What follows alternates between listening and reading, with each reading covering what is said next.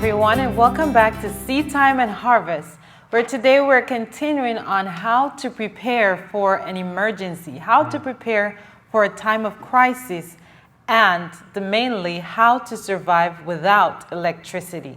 Right. You know, as we see so many things that are going on, Jose, and we want to share with you how you can be practically prepared in the event that a crisis strikes. Yeah, because what would you do if you were in the onset of a calamity and you all of a sudden have no power? And that's where we found ourselves during Irma. And the first thing we were thinking about is not our luxury anymore. We were not thinking about air conditioning at that time. We were thinking about our food and how much food we were going to lose because we had no power. But thank God our brother gave us a generator and we were able to salvage our food. But that made us think, how would we survive when we had no electricity? And what did you do to cook, Cherise? Well, for the first day, we had no electricity, but we were able to cook outside on a grill. You know, back in the Caribbean, that's what we did. It reminds me of, the time when the children of Israel were in the wilderness. And let's take a look at that in Exodus 16. It says in verse 23, "And he said unto them, This is that which the Lord hath said. Tomorrow is the rest of the holy Sabbath unto the Lord. Bake that which ye will bake today, and seethe that ye will seethe. And that which remaineth over, lay up for you to keep, or to be kept until the morning. And they laid it up in the morning, as Moses bade, and it did not stink, neither was there any worm therein." And so as they were cooperating with God, yes, the Lord gave them the manna, but they were to cooperate with God. And how were they to bake? How were they to seethe? Well, they had to make some form of fire somewhere in the wilderness. They needed to start a fire. Yes. So they probably went out and they got some sticks and they made their fire. How did they make the fire? That's a good question. We're going to share with you how you can make your fire. But before that, let's talk about, okay, so you're in a disaster right now. Your power just went out. There were no electricity. You have no flashlights. You have no generator. You have no gas. No lanterns, no propane. What do you do? What do you do? Well, some simple things that you can use to make a light are found right in your home. Many people have cotton balls, right? Many homes have oil, and many homes may have a source of light. So, Jose, if you're hungry, yes, we have children and we need to eat. Do we have to go hungry if a hurricane happens and our electricity goes out? By God's grace, no. No. Okay. So we're going to show you briefly how you can make a stove, like a simple little stove, to be able to make food for your family. A stove in the wilderness. A stove in the wilderness. Okay, so here we have a spaghetti strainer, and you can see our spaghetti strainers have holes in it. Now, for any form of fire, you are going to need oxygen for the fire to continue burning. And we have here, this is our steamer, vegetable steamer, and basically what we did was we just wrapped it with foil. And why did we do this, Jose? Because what we're going to do is we're going to put oil inside of it, and we want to make sure that the oil doesn't seep through. Okay. So we put the aluminum foil to catch the oil and to keep it in there. Okay. So that's what we're going to do now. We're going to show you exactly what we did and what we can do during an emergency. That's right. And when you burn fire with oil, the best type of oil is generally the most expensive one, because the lower grade oil, you get a lot of smoke. So olive oil is the best thing to use if you're going to make a fire, because it will not smoke as much. And I'm just going to ask you to help me here. We're going to make some tea lights with these cotton balls. So you want to just basically loose up your cotton balls, and then at the top, you're going to make like a little wick for the top. You're going to make it really tight. All right? So you puff your cotton balls, and you're going to make a wick at the top. And when we do that, we're going to just let it sit in the oil. There we go. And as long as there is sufficient oil in the container, your cotton will not burn out. And why is that, Jose? The cotton is not being consumed because of the oil. And if we would put some kind of combustible in it, it would naturally consume the whole thing. But the oil is actually keeping it from being consumed. And so this is the same idea that you have in a lantern. Mm-hmm. And so this is what we're showing you, how to make your own stove with the things that you have in your home so that you can cook yourself a nice meal, even in a storm. Okay. And when all the cotton is absorbed when the oil is absorbed into the cotton, you just want to simply go ahead and light these. You want to do that for me, please? And 4 is sufficient. If you have, this is unlike a stove, you'll be able to turn down your stove, but you will not be able to turn down these cotton.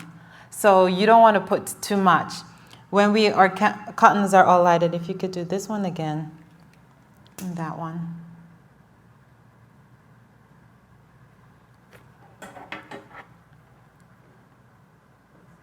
We're going to put a grill on top.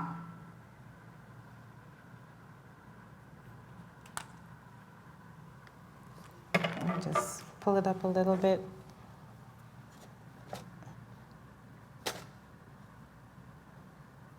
All right, there we go.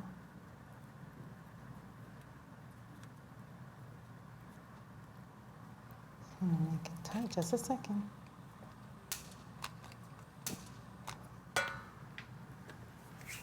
All right, so there we have our fire. And simply the next step is we're going to put a grill onto something that will hold the pot. And then we're going to put our pot on. We had a brethren, he told us that he was able to cook some, what do you call that, corn? It's like with cornmeal. I don't know if it's porridge or some form of a turned cornmeal, but they were able to do that. And we were able to get some water started with this light. Now, another thing, while this water is boiling, we're just going to show you another thing that you can do along with being able to prepare food from simple cotton balls and oil. You'll also be able to make a candle, right? And it's the same principle. You just get a small jar, or we're going to do it with the lid. So if you want to wrap the foil with this lid with the foil for me, we're going to do the same thing.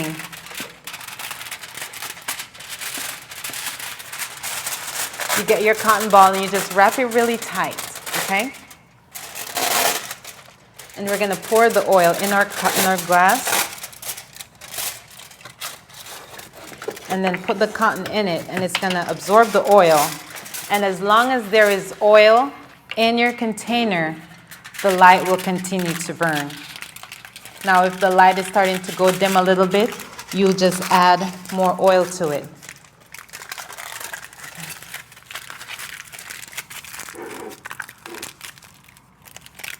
And it's the same thing with this little lid here. Just be careful if you have children. You don't want to let them go too close to these things.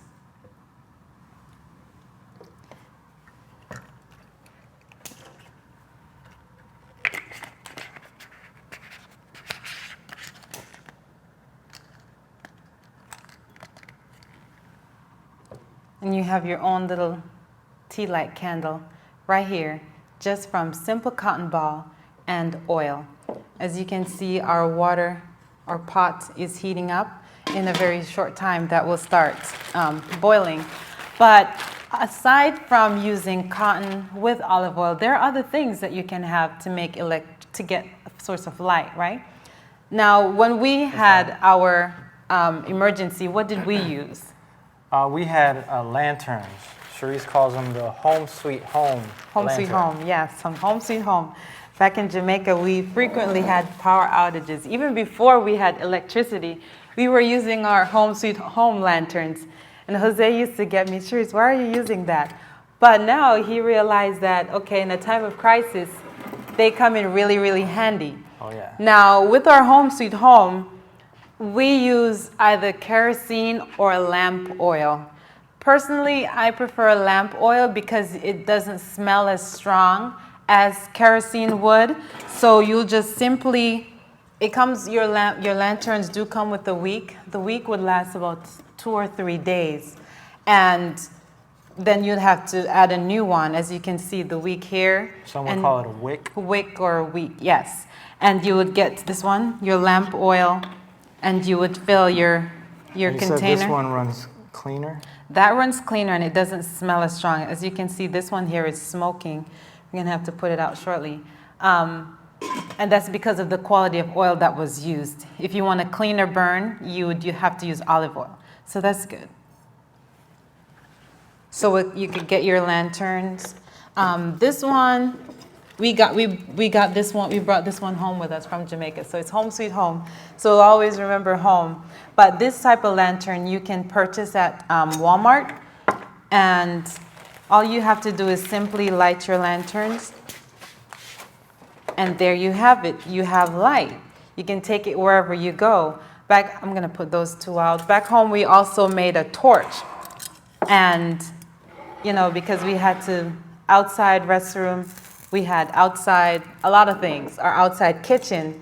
So we made torches also with oil, with our lanterns, and that's how we were able to see when we were growing up. So here you have your pot. It's getting really hot. This is how you would be able to prepare food and get a form of. And some people may not have these things. So in our next video, we're going to show you how to use things that you can find outside. Yes. Your home, especially when you're in the country, when you have nothing in your home. You may not have a home. Right. So you can make a fire in the wilderness. That's right. And so these are some of the things that you can do. And a disaster is coming, and we know that there will be more disasters. So we want to encourage you, get your lanterns, your flashlights, your batteries. You can get your lamp oil, your kerosene. Also, we have this here. This is a portable radio. Right. It's powered by a lithium-ion battery. This thing right here, I can probably hear the radio, which I didn't hear the radio. I was listening to the broadcast to find out what was happening during the hurricane. with the hurricane, where it was at, keeping track of it. Because we lost power at 8 o'clock at night before even the winds were picking up. Yes. And we didn't realize we were going to lose power so quickly. But we sure did. But thanks for having this radio. We were prepared, thank God, for the storm, for the crises. Yes. So, you stock up on your toiletries, your lanterns, even your olive oil, and your cotton balls, because these may be able to provide you with food, provide you with light during a time of crisis. I hope that these simple tips will be helpful to you as you get prepared. And Cherise, I hope they don't forget that we want you to grow food. Yes. Because what happens if you don't have electricity? Your refrigerator's not going to work if you don't have a generator. That's right. If you don't have solar power. But if you're growing food, you can go into your garden and you can pick yourself something fresh from the garden. Yes. So remember, till next time, happy planting.